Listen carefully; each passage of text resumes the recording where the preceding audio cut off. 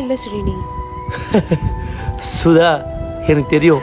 டேய், உன்னை எனக்கு ரொம்ப பிடிக்கும். ஆனா உனக்கு பிடிச்சிருக்குன்னு என்ன கல்யாணம் பண்ணிக்கிட்டா நாளைக்கு யாராவது இதை வச்சு குத்தி காமிச்சா நான் மாறதுக்கு நிறைய சான்சஸ் இருக்கு. புரிஞ்சுக்கோடா.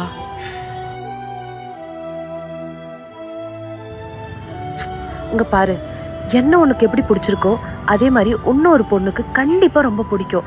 அந்த பொண்ணை கல்யாணம் பண்ணிக்கிட்டா அந்த பொண்ணும் சந்தோஷமா இருக்கும், நீயும் சந்தோஷமா இருக்க. அந்த லைஃப் பார்க்க ரொம்ப அழகா இருக்கும்.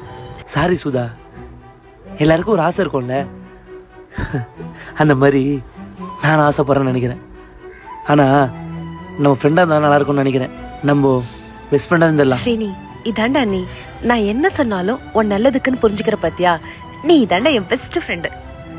அப்போ நான் உன் பெஸ்ட் ஃப்ரெண்ட் தானே. ரொம்ப பசிக்குது, ஏதாச்சும் ஆர்டர் பண்ணு, சாப்பிடலாம்.